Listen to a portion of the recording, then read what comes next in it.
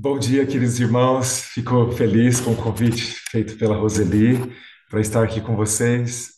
Já desde que eu cheguei aqui há 3 meses, eu ouço sobre esse grupo de oração e eu fico muito feliz por essa iniciativa, por essa continuidade. Que Deus abençoe a todos vocês. Estamos aqui hoje com mais de 50 conexões e já há um bom tempo, né? Vocês têm orado juntos. Que Deus seja louvado. Bem, quero convidá-los nessa manhã para nós meditarmos na segunda carta de Paulo aos Coríntios, capítulo 5. Segunda carta de Paulo aos Coríntios, no capítulo 5. Aqui traz um tema muito interessante e, especialmente nessa última semana, Deus me deu a oportunidade de meditar sobre essa passagem e eu percebi o quanto ela é importante para nós nesse tempo em que nós estamos vivendo, em que tantas das nossas famílias estão atravessando por dificuldades com as questões imigratórias. Essa passagem nos lembra sobre a nossa identidade e sobre a nossa missão, sobre o nosso propósito e também sobre os nossos privilégios. Segundo Coríntios, capítulo 5, a partir do verso, vamos ler a partir do verso 16. De modo que, de agora em diante, a ninguém mais consideramos do ponto de vista humano. Ainda que antes tenhamos considerado Cristo dessa forma, agora já não o consideramos assim. Portanto, se alguém está em Cristo, é nova criação. Então, ao pensarmos em nós como filhos de Deus, como redimidos, como salvos, como aqueles que vivem em Cristo, nós não consideramos simplesmente do ponto de vista humano, carnal, mas nós somos nova criação. As coisas antigas já passaram, eis que surgiram coisas novas. Tudo isso provém de Deus, que nos reconciliou consigo mesmo por meio de Cristo e nos deu o ministério da reconciliação. Ou seja, que Deus em Cristo estava reconciliando consigo o mundo, não levando em conta os pecados dos homens, e nos confiou a mensagem da reconciliação. Queridos irmãos, Deus nos deu um ministério.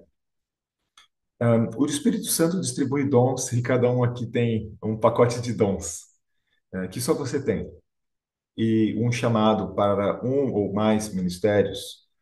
Contudo, todos nós cristãos, que somos discípulos de Jesus Cristo, temos um ministério de base.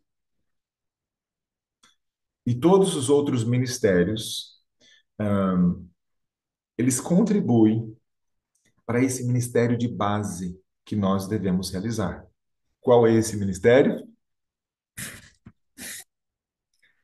O ministério, a Bíblia está dizendo aqui, o ministério da reconciliação. Uau! Existem trabalhos, profissões, funções que fazem isso, né? No Brasil, a gente tem um juiz, um, ó, uma função do juiz é exatamente fazer a reconciliação. E você tem uma função na sociedade no Brasil, que não é um juiz que trabalha no judiciário, mas uma pessoa comum, ele faz um treinamento e ele pode ser uma pessoa que trabalha com reconciliação, como um juiz de reconciliação. Ele chama as partes, ele sai, ele conversa. Se eles entrarem no acordo ali, não precisa ir pro, enfim, não precisa resolver judicialmente. Nós temos essa função. Esse é o nosso essa é a nossa principal missão, nosso principal ministério. Reconciliação. Ministério da Reconciliação.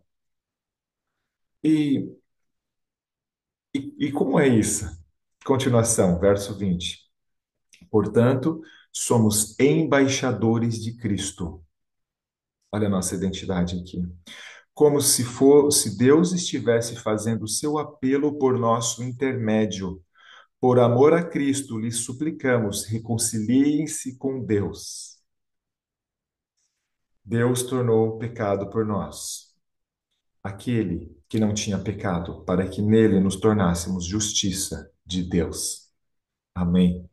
Então, queridos, nós devemos, como embaixadores de Cristo, trabalhar pela reconciliação das pessoas com Deus. E nossa grande mensagem é: reconciliem-se com Deus. A gente fala isso através de ações, de palavras, de testemunhos, diversas coisas que nós fazemos, que nós falamos, que nós pregamos, tem que ter como finalidade levar as pessoas a se reconciliarem com Deus. Porque não vai adiantar nada nós fazermos um monte de coisa, pregarmos um monte de coisa, ajudarmos as pessoas com muitas iniciativas. Se por fim elas não se reconciliarem com Deus, elas estarão perdidas. Então, essa passagem é muito rica. Ela fala aqui sobre o nosso grande propósito. E essa é a grande missão da nossa vida. Nossa grande missão da nossa vida não é viver uma vida boa, não é conseguir comprar uma casa, não é conseguir ter um maior conforto. Nossa grande missão da vida não é conseguir dar segurança para nossa família. Nossa grande missão da nossa vida é cooperar com Deus, ajudando a humanidade a se reconciliar com Deus. Irmãos, nós somos embaixadores de Cristo. Nós não somos pessoas comuns aqui no mundo. Aliás, as pessoas que não são discípulos de Jesus, que não se entregaram a Ele, eles não são, de acordo com a Bíblia, eles não são filhos de Deus. Eles são criaturas, criados à imagem de Deus, mas, enfim, eles não foram adotados na família de Deus ainda. Eles não se reconciliaram com Deus. Então, eles perderam a filiação, eles perderam a herança. E nós devemos ter compaixão das pessoas e devemos ajudá-las a se reconciliarem com Deus. Você já pensou nos privilégios que você tem como um embaixador de Cristo? Temos uma grande responsabilidade, mas também temos privilégios. Essa última semana eu me lembrei de uma experiência que me fez muito bem e me faz pensar nisso. Eu era pastor em Manaus e a gente tinha lá uma missão, um ministério de missão na nossa igreja muito forte. A gente fazia missões ribeirinhas e também a gente ia umas 2, 3 vezes por ano para Guiana Inglesa, o único país na América do Sul onde se fala inglês. E a nossa igreja de lá, de Manaus, fez um trabalho muito bonito lá. A gente levava médicos, enfermeiros, toda uma equipe de saúde, muitas outras pessoas para ajudar também. E estávamos sempre em contato com o consulado da Guiana, no Brasil, que ficava em Roraima. Ah, e a gente conhecia a cônsul, conversava com ela, para o consulado dar autorização para os nossos médicos realizarem cirurgias, realizarem procedimentos lá no Hospital da Guiana. E a gente, então, tinha essa cooperação com eles. Em uma das nossas missões, eu fui com o coordenador antes, fui até o consulado, que ficava em Boa Vista, e de lá nós fomos no carro do consulado, no carro deles, junto com a cônsul, até a Guiana. Tivemos lá uma reunião com o hospital, com o diretor do hospital, e depois nós voltamos. Na volta aconteceu algo inusitado. Ahm, o carro atravessou a fronteira e na Guiana é mão inglesa. Você vai pelo outro lado, assim. Ahm, é um país muito interessante. Aí atravessamos a ponte, voltamos para a mão brasileira, enfim. E depois de um trecho, já no Brasil, chegamos num posto da Polícia Federal. Eles estavam ali. E estávamos eu e o coordenador da nossa missão, no banco de trás, e na frente estava o motorista e a cônsul. O motorista baixou o vidro e o policial, então, pediu ali a identificação, ele se identificou e tudo. Ahm, e mesmo dizendo quem era e tudo, o policial disse para ele: abra o porta-malas. Um procedimento padrão que tem ali, porque está vindo de outro país, enfim, olhar se não está carregando algo ali que não deveria e tal.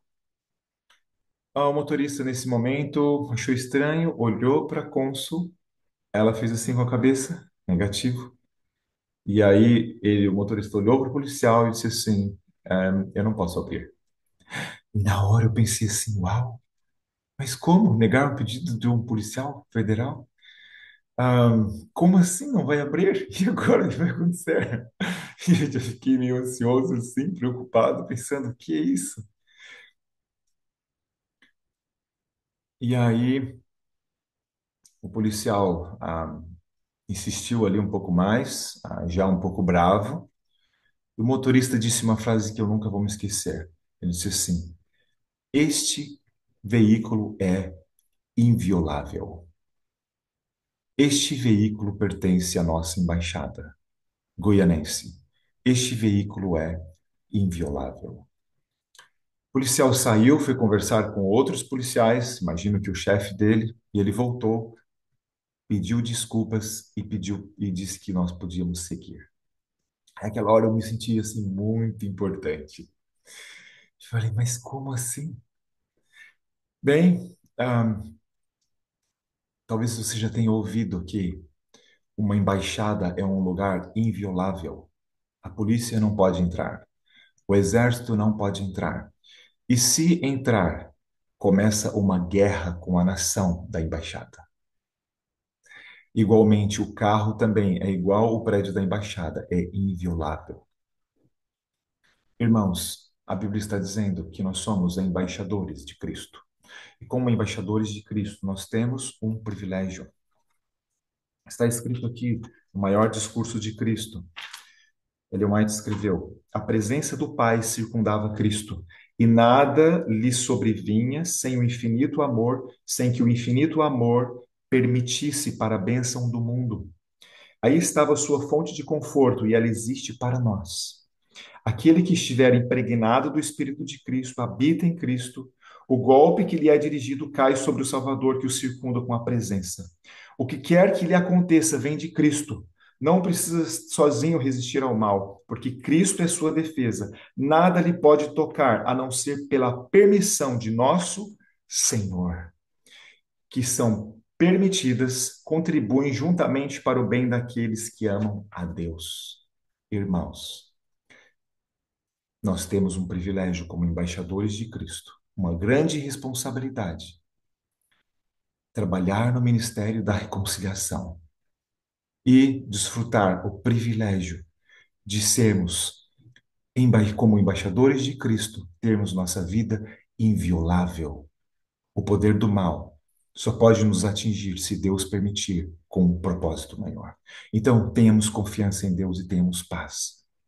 Andemos com paz, vamos dormir com paz. Se a gente tiver que ir para outro lugar, para outro país, que voltar, será com a permissão de Deus, se nós estivermos com Cristo. Então, continuemos orando e confiando em nosso Senhor.